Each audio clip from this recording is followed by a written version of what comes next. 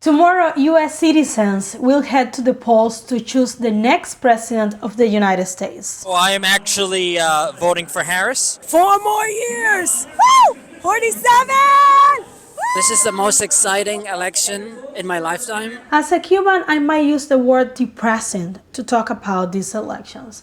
When Donald Trump was president, he launched an unprecedented economic war against Cuba and destroyed our economy. We were outside of the Trump rally in New York last week, and his supporters seem to be completely unaware of this. No, I don't know much about Cuba. I know they're trying to come over here, so it must be worse there. I don't even know his policy on Cuba. Yeah, whatever's going on in Cuba, I don't even know. You know, if he has something to do with Cuba, I'm sure he'll do a good job. There just needs to be fair trade, free and fair trade. Well, there's currently sanctions in place, so there's not trade. Then lifting those sanctions and trading fairly. Did things change with Biden? Not at all.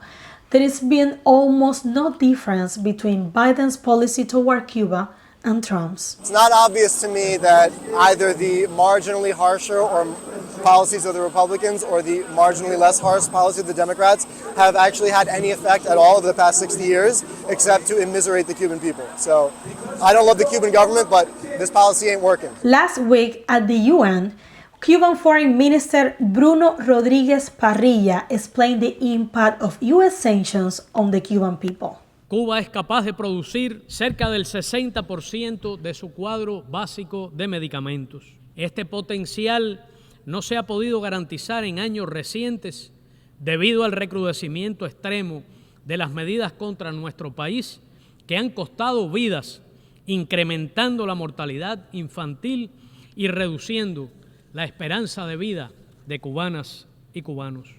No matter who wins, Biden's still president until January. 9 days before Trump left office, he put Cuba on the state sponsor of terrorism list, which has devastated our economy. Many people are calling on Biden to do the opposite and use his final days as president to lift the sanctions. So I'm here to support the different solidarity movements that we have here in New York City that have been working for a long time in the struggle in solidarity with Cuba, calling to end the blockade, and of course now calling for Biden in these last few months that he has left to take Cuba off the state sponsors of terrorism list. Harris was against the blockade when she was a senator, but her campaign recently suggested that she would maintain sanctions on Cuba if elected. Whatever happens in Cuba, we keep our expectations low about the future. Todos partidos son la misma gente. La vida a mí me ha enseñado que cualquiera de ellos son, nada bueno nos va a pasar. No tengo muchas expectativas de que haya un cambio. Fin del bloqueo, olvídate. Eso no va a mejorar nunca. La política de ambos creo que va a ser la misma para Cuba, siempre la misma. Por lo menos que no nos tigue más, que no apriete más la tuerca, porque si no, ¿a dónde vamos a ir?